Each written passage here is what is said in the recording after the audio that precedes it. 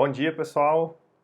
Bom dia, Flávia. Bom dia, pessoal que está chegando aí na nossa conversa. Bom dia, Humberto. Bom dia a todos que estão entrando.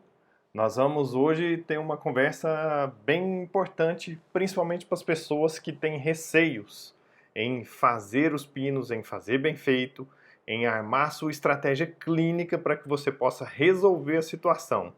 Então é importante que vocês prestem atenção nesses assuntos porque este é mais um dos sabotadores que existem dentro do nosso possível planejamento em realizar bem feito as restaurações posteriores à instalação de pino ou mesmo a instalação de pino que vai seguir depois com o processo restaurador. Essas duas coisas elas são sempre casadas, não tem como fugir uma da outra. Então é importante que você saiba tanto que quem faz a endo é capaz de restaurar, quanto quem restaura é capaz não de fazer a endo, talvez não, né? Mas de fazer todo o processo de instalação dos pinos, e isso é importante. Existem alguns dados que eu vou trazer para vocês mostrando que a gente pode incorrer em muitos erros, em muitos problemas, quando a gente não segue a ideia correta, o planejamento correto de se colocar um pino, e aí nós vamos atingir grandes taxas de falha. Nós temos uma taxa de falha dos pinos que gira em torno, a taxa de falha anual de pinos, que gira em torno de 4,6%. Porque vejam só, dentro disso que eu estou mostrando aqui para vocês, das taxas de falhas que nós temos dos pinos, quais são os principais problemas que existem? Olha aqui, deixa eu pegar aqui, ó. Esses quatro, na verdade, né? Esses quatro são os principais problemas relatados em grande parte dos artigos científicos, nos mostram exatamente isso. Olha só, eu tenho uma parte importante, e essa é o relato mais comum dos estudos clínicos, que as lesões periapicais são aquelas que vão fornecer a maior parte dos problemas que ocorrem aí depois que você faz a instalação e faz o acompanhamento dos pinos. Existem estudos de acompanhamento de 4, 6, 8, 10, 12 anos de acompanhamento de pinos em pacientes, e esses estudos têm nos relatado isso. Se você fizer um pensamento dessa parte de lesão periapical, isso significa que houve algum defeito, alguma coisa, algum problema na fase endodôntica da coisa.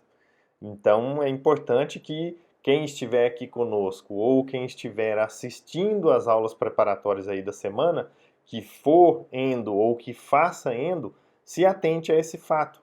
Porque senão, se você cuidar de todo o restante do processo de cimentação, do processo de restauração final, e não tiver uma base bem feita, não funciona. Erros nos pinos que vão prejudicar a sua fase restauradora. Quais são esses erros? Eu vou comentar com vocês o seguinte: esses erros que a gente comete durante a confecção dos pinos, eles podem ser, então, relacionados, primeiro, como nós vimos aí, a fase endodôntica. Se você não faz uma endo legal, e isso futuramente pode provocar uma lesão periapical. E, por último, do próprio planejamento dos pinos, né? Aqui, ó, planejamento dos pinos. Então, por que esses dois itens aqui são importantes? Pode ser que você tenha alguns fatores dentro da endo que vão te implicar, como a gente já comentou, mas que você precisa pensar no planejamento da instalação de pinos por completo, porque isso vai envolver uma situação restauradora no final. E aí você pode acometer alguns erros, como nós estamos vendo aqui, eu não sei se vocês conseguiram perceber aí, ó. Mas olha só, dentro desse elemento aí existe um pino instalado e logo abaixo dessa porção cervical da embocadura do canal, vocês estão percebendo uma bolha. E tem mais duas pequenas bolhas para baixo, se você for caminhando aí dentro do canal. O que essas bolhas significam? Um erro no processo de cimentação. E isso é um dos itens que nós anotamos ali embaixo que pode te trazer resultados terríveis no futuro. Você vai perder a sua restauração. Bom, tem outros erros também, olha só. Deixa eu mostrar aqui para você, ó. Esse aqui, ó. Esse aqui é um erro do Rodrigo, hein? O que eu cometi de engano aqui? Quem está acompanhando aí as nossas conversas e tudo, posts, lives, etc., vocês vão perceber que aqui eu estou fazendo a injeção do cimento resinoso para a instalação do pino. Depois, lá embaixo, do lado esquerdo, eu estou inserindo esse pino. E aqui eu estou já com o pino inserido, um pino reembasado. Legal, bacana. Mas existe algum erro aqui? Sim. Se você prestar bastante atenção, você vai conseguir visualizar nessa imagem do cimento que está extravasando. Olha que tem uma linha branca aí, ó, tem uma linhazinha branca que nos mostra o reflexo do flash, né? Então, do lado esquerdo dessa linha branca, lá perto da cervical, existe uma pequena bolha, uma bolha de ar. Da onde que veio essa bolha de ar? Da minha injeção incorreta do cimento resinoso. Puxa, mas você utilizou uma ponteira de automistura. Beleza, usei, mas era uma ponteira de automistura que não é a endodôntica. Então vocês conseguem perceber que não importa quem é que está fazendo, mas você precisa fazer bem feito. Eu não sou endodontista, mas eu tenho que saber como lidar com os aspectos dentro do canal para que eu não provoque um problema no momento da instalação de pinos. Do mesmo jeito, quem é endodontista tem que ter o conhecimento global do futuro restaurador que vai passar aquele pino, aquele dente com pino, porque se você está inserindo um pino para devolver para alguém, é fundamental que você tenha esse conhecimento depois. Se não existem situações em que nessa situação aqui, por exemplo, você provocou um problema, né? E a pessoa que quando chega lá no protesista ou na pessoa da dentista, ou quem te indicou, e eu vou para a fase já restauradora, eu não vi como que você inseriu esse pino, como que você injetou esse cimento, nada disso foi pensado. Agora, outra coisa importante, vamos supor que você não recebeu para colocar o pino, você vai colocar e enviar para alguém restaurar, porque às vezes você não faz a parte restauradora. Tudo bem, não importa se você não vai fazer a parte restauradora, mas o seu conhecimento dos problemas que podem acontecer, na verdade não é nem dos problemas, né? O seu conhecimento dos requisitos que são importantes para você fazer um pino, esses são fundamentais. Se você não sabe isso, você não sabe indicar bem a necessidade de um pino. E a gente já viu que toda vez que você insere um pino, você faz algum nível de desgaste radicular. E todo desgaste radicular leva ao enfraquecimento. Então, se não há o devido pensamento para a instalação correta e pensar no futuro restaurador, a gente vai incorrer em grandes erros. Dentro do seu planejamento de pinos, cimentação nós já colocamos, mas dentro do seu planejamento de pinos, quem faz o planejamento precisa saber qual vai ser a restauração final. Preciso saber qual é essa restauração final. Eu preciso observar a oclusão do meu paciente. Eu preciso também identificar o posicionamento dental. Posicionamento dental. Esses são alguns dos itens que são os requisitos para você definir a necessidade ou não de se colocar um pino. Então, se na fase em que eu estou colocando o pino, se isso foi terceirizado, a instalação do pino, e eu não penso nesses fatores aqui, eu posso incorrer em um erro gigante lá no final. Por quê? Porque eu estou fazendo aqui a fundação do meu prédio. Se a fundação não é bem feita para o tipo de prédio que eu quero colocar, está errado. Se a fundação não é bem feita para o tipo de sobrecarga que aquele elemento vai receber, está errado também. E o local aonde está. Pode ser que naquele seu prédio tenha mais vento, tenha mais intempéries e você precisa planejar corretamente. Por quê? Pode ser que existam situações onde você vai trabalhar e que não haja nem a necessidade da instalação de pinos. Nessa situação clínica aqui, me enviada pelo Dr. Cleverson, não houve nem a necessidade da instalação de pinos. E se isso vai recomendado para alguém que é um pineiro, né, um instalador de pinos convicto, você acaba instalando. Poxa, mas vai ser um prejuízo, Rodrigo. Eu já vi você falando que na dúvida faça um pino. Sim, na dúvida faça, mas é só se tiver a dúvida. Se você não tiver a dúvida, não há necessidade, porque toda instalação de pinos leva a um desgaste. Todo desgaste fragiliza a estrutura, mesmo que você use procedimentos adesivos. É óbvio que quando você não usa o procedimento adesivo comparado com quando você usa, aí a situação não tem nem comparação. Aí é absolutamente diferente. Aí você está lidando com é como se eu estivesse fazendo uma comparação amálgama versus resina. Aí não tem nada a ver, né? É bem diferente. Agora, nessas situações que envolvem como essa daí, procedimentos restauradores adesivos, e você terceirizou o fato de decidir pela instalação ou não de pinos, a pessoa que decidir, ela não está pensando na fase restauradora, e é fundamental que pense. É decisivo que você saiba, para fazer um pino bem feito, você precisa saber os requisitos. Nós vamos ver esses requisitos, ó, já vou deixar aqui um spoiler, ó. Domingo, às 20 horas. É a nossa super live pré-abertura da imersão. Então é importante que você saiba os requisitos e é importante que você saiba as implicações.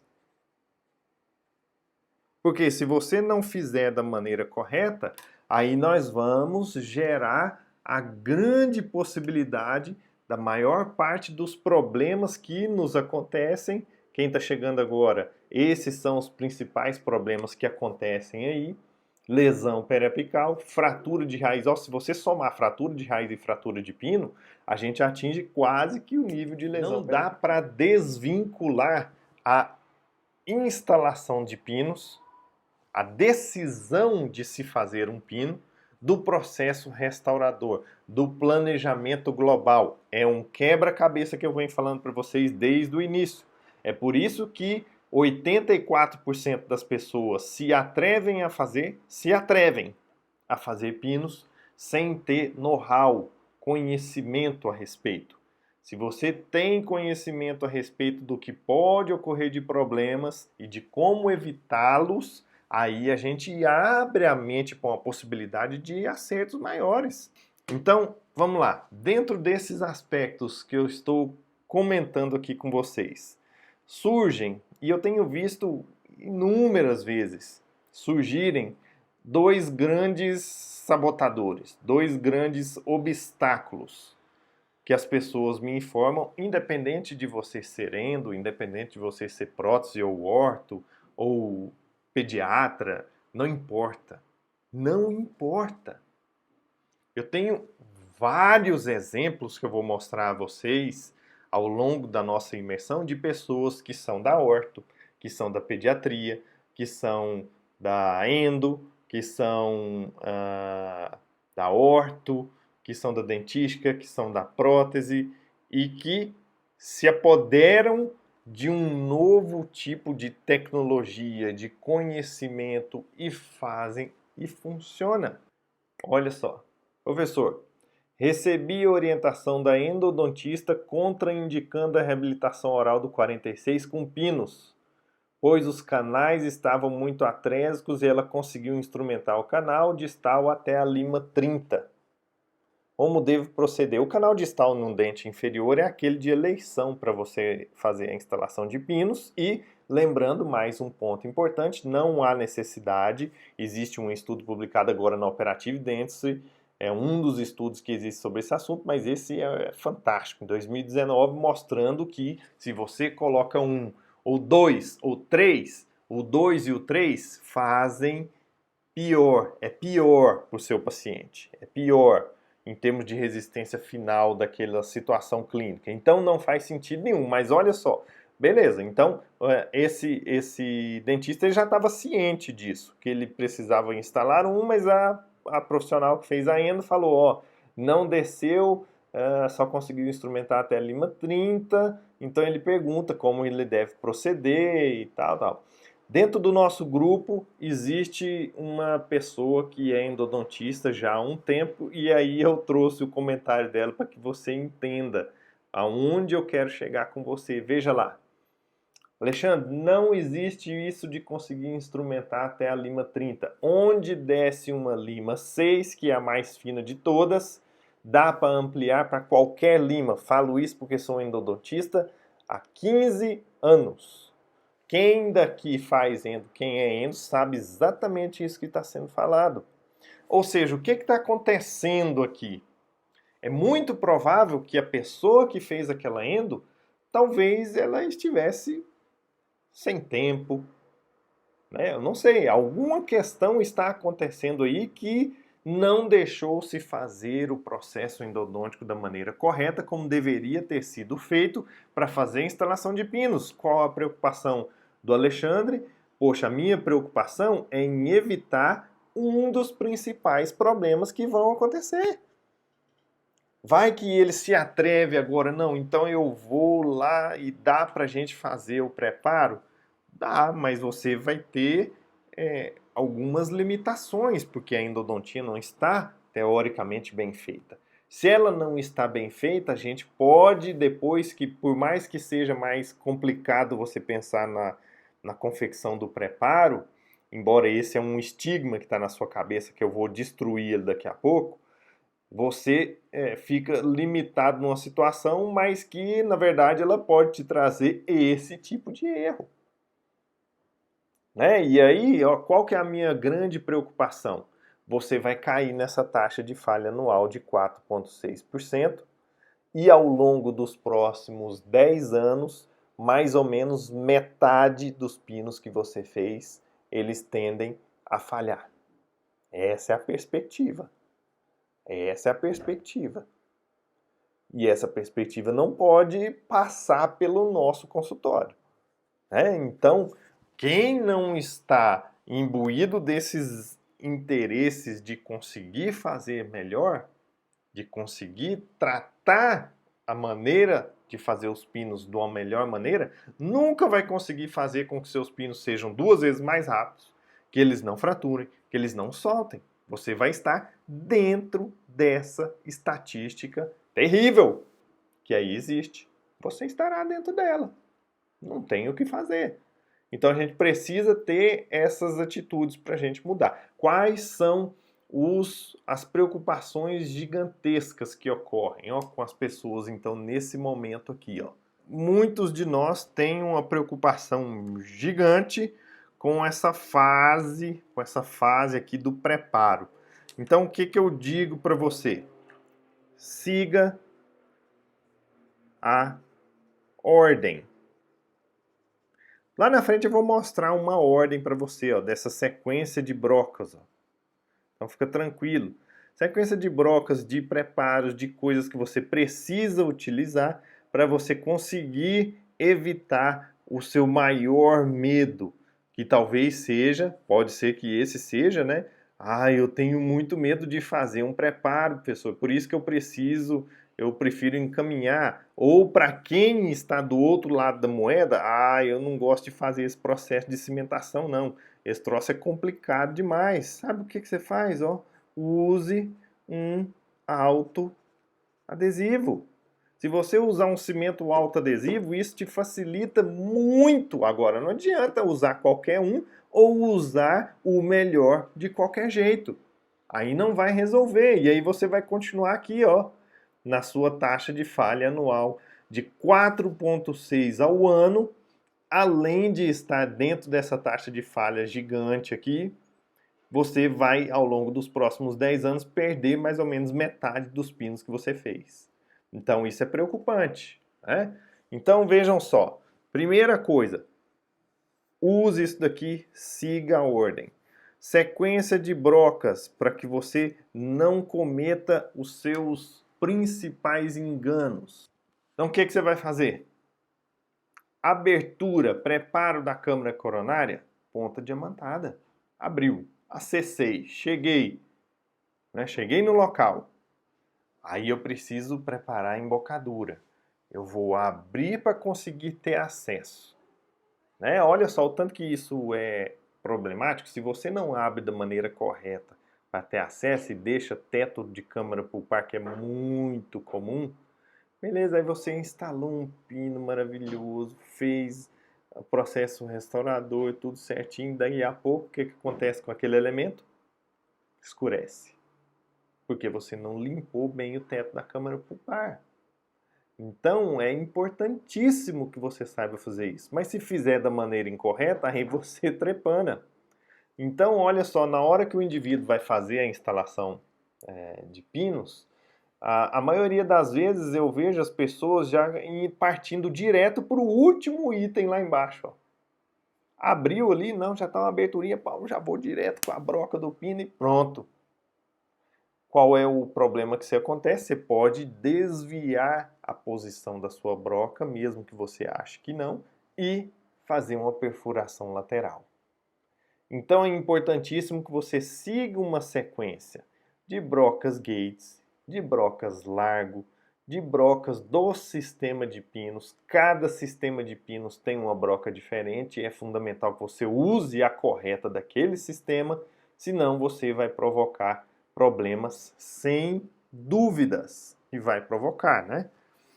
Então, provocando problemas ali, aí já era, meu amigo. Não tem o que fazer, não existe solução, né? Ou a solução vai ser muito complicada, né?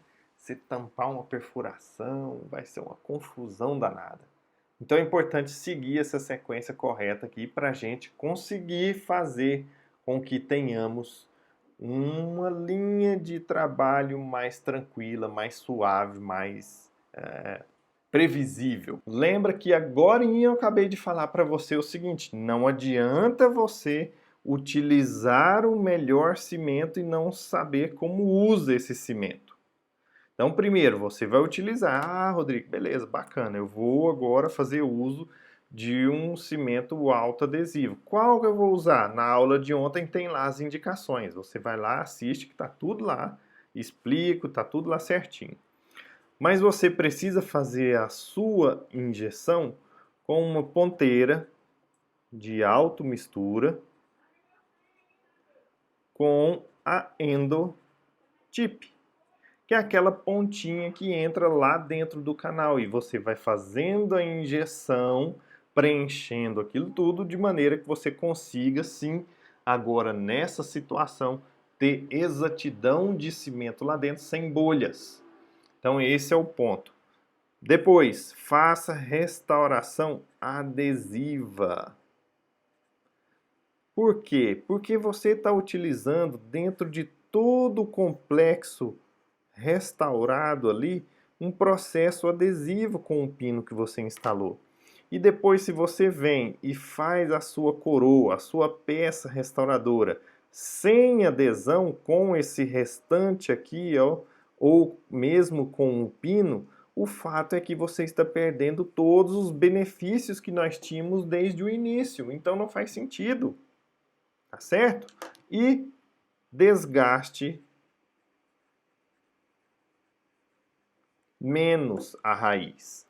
Quanto menos você desgastar a raiz, maior a chance de dar certo, de funcionar, principalmente ao longo prazo. Olha só uma questão importante que existe aqui nessa fase de preparos, por exemplo, que pode te trazer confusão e problemas também, ó. É por isso, mais uma vez, importante de você pensar não só na instalação do pino, mas pensar no futuro daquele elemento que será restaurado depois que você colocou o pino. Vejam que lá no cantinho nós temos a primeira imagem da situação, digamos, inicial. E aí, puxa vida, tá no limite gengival, não tem remanescente. Então, ou eu faço a extrusão daquele elemento que está aqui no meio, ou então eu faço o aumento de coroa clínica. Tem as duas alternativas. Se você não pensa no final do processo restaurador, avaliando os outros itens, oclusão, posição desse dente, a sobrecarga que ele recebe, e isso tudo tem implicações com aquilo que você pretende fazer de restauração ao final. Olha só a grande diferença que ocorre. Quando você extrui, quando você faz a extrusão, a dimensão da coroa clínica até a base óssea ali, ó, ela fica menor. Ou seja, do ponto de fulcro, que é a base óssea, aonde esse elemento vai receber carga, aqui está o osso, né? E aí você tem aonde ele vai receber a carga. Essa dimensão que vocês estão vendo ali na linha vermelha, ó, ela é menor, é mais curto do que quando você faz o aumento de coroa clínica. Então, quando você faz o aumento, amplia muito o braço de alavanca. Lembra quando você vai trocar pneu? Se você pega uma chave pequenininha, você tem que fazer muita força para vencer aquele parafuso. Se você tem uma chave grande, a força é menor para vencer. Então, se você tem uma coroa muito comprida, a força é menor para provocar destruição. Gravou isso aí? A força que será aplicada vai ser menor e provoca o mesmo poder destruidor do que quando a coroa é mais curtinha, e aí você tem que oferecer mais potência para conseguir fazer o problema acontecer. Ah, Rodrigo, então com isso você está concluindo para mim que sempre em qualquer situação clínica é melhor eu extruir? Não. Eu não sei se tem espaço para você extruir. Será que existe espaço? Por isso que vocês estão entendendo agora, com esse fechamento nosso de raciocínio, que é fundamental que eu entenda todo o complexo no momento da indicação de um pino. Não adianta você pensar exclusivamente, unicamente no requisito do pino. Seria talvez o primeiro requisito, né? A gente pensar, poxa, é a necessidade de retenção do processo restaurador final. Beleza, eu posso definir que eu vou colocar o pino porque não tem remanescente, e bacana, é isso que eu vou fazer. Mas, se eu vou e não penso nesses outros fatores, como a gente viu nessa imagem, como a gente viu em todas as outras discussões aqui dentro da aula, a minha chance de provocar um problema é grande. Então, não é proibido terceirizar a instalação de pinos. É essa a conclusão que eu quero chegar.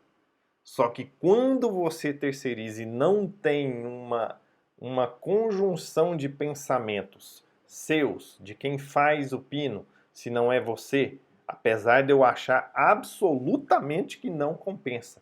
Quem faz o pino pode restaurar. E quem restaura pode fazer o pino bem feito.